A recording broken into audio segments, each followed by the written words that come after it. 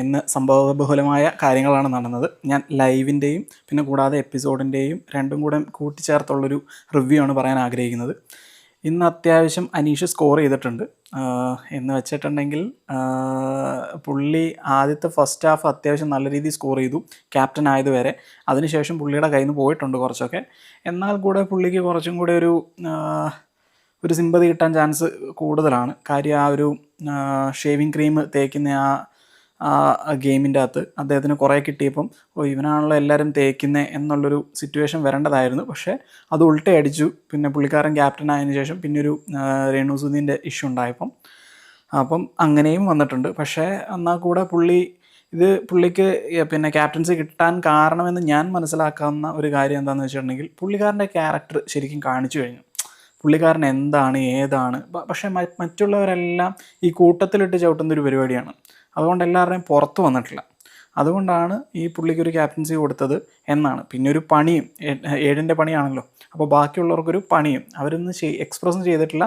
May be അതുകൊണ്ടായിരിക്കാം അനീഷ് ആണിപ്പം ആ ഒരു ബിഗ് ബോസ് വീടിനെ മുന്നോട്ട് പോയിക്കൊണ്ടിരിക്കുന്നത്. അതായത് പുള്ളിയിലാണ് എല്ലാം ഫോക്കസ് ചെയ്ത് പോയിക്കൊണ്ടിരിക്കുന്നത്. അത് പുള്ളി ഇൻറ്റൻഷനലി വെക്കുന്നതാണ് എന്ന് എനിക്ക് തോന്നുന്നില്ല. പക്ഷേ ഇനി ഇൻറ്റൻഷനലി ചെയ്യുന്നതാണെങ്കിൽ അത് അടിപൊളിയായിരിക്കും.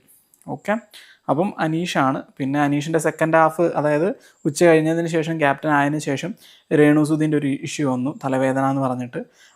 ആ സമയം തന്നെ ഷാനവാസിക്കായ്ക്കും ഇതേ പ്രശ്നം ഉണ്ടായിരുന്നു. പക്ഷേ അത് മൈൻഡ് ചെയ്തില്ല, ഒരു ഇരട്ടത്താപ്പ് പോലെ. എന്നിട്ട് പുള്ളി അഡമൻ്റായിട്ട് നിൽക്കുകയാണ്. അതായത് പുള്ളിക്ക് അറിയാം ഇദ്ദേഹത്തിനുണ്ട് എന്ന്, പക്ഷേ അത് ബിഗ് ബോസിനോട് പറയുന്നതുമില്ല. അത് ലൈവിൻ്റെ അകത്ത് പറയുന്നുണ്ട്.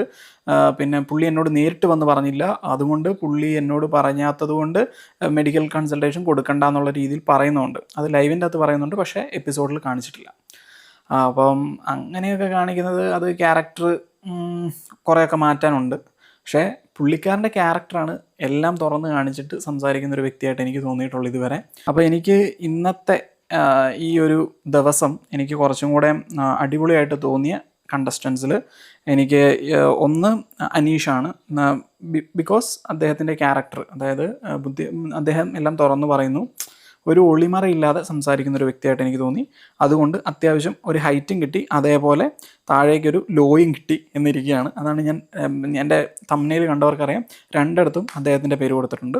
പിന്നെ രേന ഫാത്തിമ, ഓക്കെ, പുള്ളിക്കാരി എന്ന് വെച്ചിട്ടുണ്ടെങ്കിൽ പറയേണ്ടത് കറക്റ്റായിട്ട് പറയുന്നുണ്ട്. പിന്നെ കൂടാതെ ആരൊക്കെ എന്തൊക്കെയാണ് ചെയ്യുന്നത് എന്ന് നന്നായി നോട്ടീസ് ചെയ്തിട്ട് അത് ലൈവിൻ്റെ അകത്ത് പറഞ്ഞിട്ടുണ്ടായിരുന്നു പുള്ളിക്കാരി. ഇന്നതാണ് ഉദ്ദേശിക്കുന്നത്. അത് നമുക്ക് പുറമേ നിന്ന് കാണുന്നവർക്കും അതുപോലെ തന്നെയാണ് ഫീൽ ചെയ്യുന്നത്. അപ്പം നന്നായി വാച്ച് ചെയ്തിട്ടാണ്. പ്രായത്തിൽ കവിഞ്ഞ പക്വത ഉണ്ടെന്നാണ് എനിക്ക് തോന്നുന്നത്. പിന്നെ അഭിലാഷ് ഞാൻ പറയാനുള്ള റീസൺ എന്താണെന്ന് വെച്ചാൽ, ഈ രേണുസുധിയുടെ നിങ്ങൾ ശ്രദ്ധിച്ചു നോക്കിയാൽ അറിയാം, അത് നമ്മുടെ ലൈവിൻ്റെ അകത്തും അപ്ഡേറ്റിൻ്റെ അകത്തും രേണുസുധി പറയുന്നത് എനിക്കുണ്ടായിരുന്നു, തലവേദന ഉണ്ടായിരുന്നു, അതിനർത്ഥം ഇപ്പം ഇല്ല എന്നാണ്. പക്ഷേ ആ ഒരു പ്രശ്നം ഉണ്ടായതിനു ശേഷം അഭിലാഷ് ഇതിനെക്കുറിച്ച് പറഞ്ഞപ്പോൾ ഇപ്പോൾ ഇവിടെ പോയി തലവേദന എന്ന് ചോദിക്കുന്ന സമയത്ത് എനിക്ക് ഉണ്ടായിരുന്നടാന്നാണ് പറയുന്നത്. പക്ഷേ അതിന് ശേഷം പിന്നെ അനുമോൾ വന്നിട്ട് ഇങ്ങനെ തലവേദന ഉണ്ടെങ്കിൽ സംസാരിക്കുമെന്നൊക്കെ ചോദിക്കുമ്പോഴാണ് പുള്ളിക്കാരിക്ക് മരുന്ന് വേണമെന്ന് പറയുന്നത്. അപ്പം മേ ബി കള്ളമായിരിക്കാം, മേ ബി ശരിയായിരിക്കാം. അതായത് വാക്കിൽ വന്ന രശകാവാം, ആർക്കും സംഭവിക്കാവുന്നതാണ്. രേണുസുധിയുടെ കാര്യത്തിൽ ഇപ്പോഴും വ്യക്തതയില്ല. പക്ഷേ തലവേദനയാണ്, ഒരു ഡോക്ടർ ആർക്കും തലവേദന വരാം. അതുകൊണ്ട് ചിലപ്പം ഇത് ഉൾട്ടയടിച്ച് അഭിലാഷിനും പിന്നെ ശരത്തിനും പണി കിട്ടാൻ ചാൻസ് ഉണ്ട്. കാര്യം എന്താണെന്ന് വെച്ചിട്ടുണ്ടെങ്കിൽ നിങ്ങൾക്ക് എങ്ങനെ അറിയാം ഇദ്ദേഹത്തിൻ്റെ തലവേദന ഉണ്ടോ ഇല്ലയോ എന്നുള്ളത്. പക്ഷേ അവിടെ അനീഷിൻ്റെ ഭാഗത്ത് കൃത്യമായ തെറ്റുണ്ട്. എന്താണെന്ന് വെച്ചിട്ടുണ്ടെങ്കിൽ പിന്നെ ഒരു ഇരട്ടത്താപ്പ് പാടില്ല, രണ്ടുപേരോടും കോമൺ ആയിട്ട് തന്നെ പെരുമാറണം. Because he is a captain. വളൊരു കണ്ടസ്റ്റൻ്റ് ആയിട്ടാണെങ്കിൽ വേണമെങ്കിൽ അത് ചെയ്യാമായിരുന്നു. പക്ഷേ ഇക്കാര്യത്തിൽ അനീഷിൻ്റെ ഭാഗത്ത് തെറ്റുണ്ട്. പിന്നെ രേണുസുധി പെർഫോം ചെയ്തതാണെങ്കിൽ ഇറ്റ്സ് ഫൈൻ. പക്ഷേ പുള്ളിക്കാരി ഒരു പുഷ് കിട്ടിയിട്ടുണ്ട്. അതായത് ഗെയിം കളിക്കുന്ന കാര്യത്തിൽ ഒരു പുഷ് കിട്ടിയിട്ടുണ്ട്. പുള്ളിക്കാരി എനിക്ക് തോന്നുന്നു ഇതിനു മുന്നേ ബിഗ് ബോസ് കണ്ടിട്ടുണ്ടോ എന്നുള്ള കാര്യമൊക്കെ സംശയമാണ് എന്നെ സംബന്ധിച്ചിടത്തോളം. ഞാൻ പുള്ളിക്കാരിൻ്റെ പെർഫോമൻസ് കാണുമ്പോൾ ഈ ഒരു ഇഷ്യൂ ഒഴികെ അതിനുശേഷമാണ് പുള്ളിക്കാരി കുറച്ചെങ്കിലും ഒന്ന് ബൂസ്റ്റായി കണ്ടത്. അതിന് മുന്നേ ഒക്കെ ഇങ്ങനെ എല്ലാവരോടും കഥയും പറഞ്ഞൊക്കെ ഇരിക്കുന്നൊരു ടൈറ്റ് ഓഫ് ജോളി പേഴ്സണായിട്ടാണ് എനിക്ക് കാണാൻ ഇടയായത്. അപ്പം അതുകൊണ്ട് തന്നെ രേണുസുധിയും കുറച്ചും കൂടെ മുന്നോട്ട് പോയിട്ടുണ്ട്. പിന്നെ ഏറ്റുപിടിച്ച ശരത്തിൻ്റെ കാര്യം പറഞ്ഞു, അഭിലാഷിൻ്റെ കയ്യിൽ നിന്ന് ഏറ്റുപിടിച്ച ശരത്ത്. പുള്ളി അത്യാവശ്യം പോയിൻ്റ് വൈസ് ഒക്കെ കാര്യങ്ങളൊക്കെ പറയുന്നുണ്ട്, കുറച്ചും കൂടെ ബോൾഡാണ്. എടുത്തുചാട്ടം കുറച്ച് കൂടുതലുണ്ടോ എന്നറിയത്തില്ല, ഇനി മുന്നോട്ട് പോകുമ്പോൾ അറിയാം. അപ്പം പുള്ളിക്കാരൻ്റെ കാര്യത്തിലും ഗ്രാഫ് കുറച്ച് ഉയർന്നു വരുന്നുണ്ട്. പിന്നെ അക്ബർ ഖാൻ ഞാൻ സ്ഥിരം പറയുന്നതാണ്, പുള്ളിക്കാരൻ അത്യാവശ്യം ജോളിയാണ്. പിന്നെ ആ ഭാഷയും പിന്നെ ഉള്ളു തുറന്നുള്ള കാര്യം അന്ന് പറയുന്ന പോലെയാണ് എനിക്ക് തോന്നുന്നത്. പിന്നെ എല്ലായിടത്തും കയറി ഇടപെടുന്ന ഒരു പരിപാടി ഉണ്ട് പുള്ളിക്ക്. മേ ബി അത് മുന്നോട്ട് പോകുമ്പോൾ ചിലപ്പം നെഗറ്റീവ് അടിച്ചേക്കാം. പിന്നെ ഓക്കെ, ഷാനവാസ് ബ്രോൻ്റെ ഒരു കാര്യം എന്ന് വെച്ചിട്ടുണ്ടെങ്കിൽ ഇപ്പം ചെറിയൊരു ഗ്രാഫ് മുകളിലേക്ക് ഉള്ളത് പോലെയാണ്, പക്ഷേ അത് താഴാനുള്ള ചാൻസാണ് കൂടുതൽ കാണുന്നത്. അതിൻ്റെ റീസൺ എന്താണ് എന്ന് വെച്ചിട്ടുണ്ടെങ്കിൽ പുള്ളിക്കാരൻ ഇന്നലെ മറ്റേ ഈ ബാൻഡ് കിട്ടിയിട്ടുണ്ടായിരുന്നു കൈകെട്ടുന്നത്, അത് ചുമ്മാ എടുത്ത് പിന്നെ വേറെ ഒരാൾക്ക് കൊടുക്കുക. എനിക്ക് പുള്ളിക്ക് കൊടുത്തു എന്ന് തോന്നുന്നു, ഒനിയിലിന് കൊടുത്തു എന്ന് തോന്നുന്നു. അതിന് ശേഷമാണ് പിന്നെ അക്ബർ ഖാൻ്റെ കയ്യിൽ കിട്ടുന്നത്. സോ അങ്ങനെ കൊടുത്തു.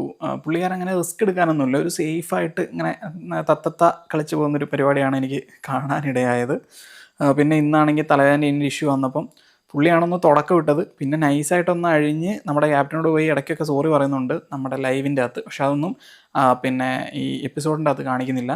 അപ്പോൾ അതുകൊണ്ട് എവിടെയൊന്നും പ്രശ്നം വരരുത് എന്നുള്ള രീതിയിൽ പോകാനാണ് അദ്ദേഹം ഉദ്ദേശിക്കുന്നത്. പക്ഷേ അപ്ഡേറ്റ് മറ്റേ എപ്പിസോഡിൻ്റെ അകത്ത് വന്നപ്പോൾ പുള്ളിക്കാരന് കുറച്ചൊരു മേൽക്കൈ കാണിക്കുന്നുണ്ട് അവിടെ.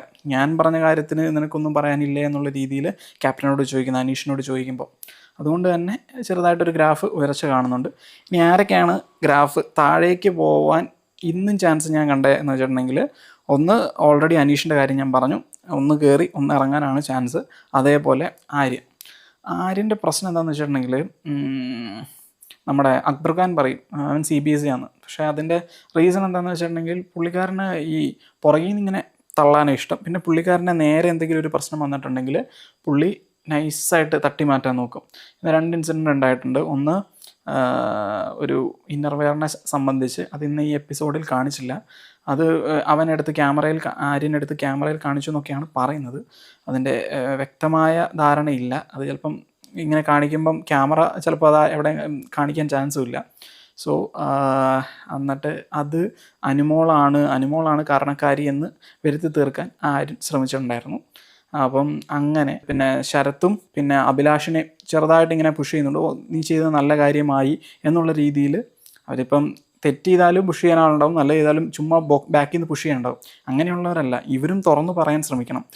ഇതേ സിറ്റുവേഷനാണ് നമുക്ക് പിന്നെ മുൻഷി രഞ്ജിത്തേട്ടൻ്റെ കയ്യിലും പുള്ളിയുടെ കാര്യത്തിലും എനിക്ക് കാണാനിടയായത്. പുള്ളി ഇങ്ങനെ ജസ്റ്റ് പുഷ് ചെയ്യുക, എടാ നീ പറഞ്ഞത് നന്നായി, അപ്പാണി ശരത്തിനോട് പറയുന്നതാണ് എനിക്ക് കാണാനിടയായത്. ഇതേ സെയിം സാധനമാണ് ആര്യനും ചെയ്തത്.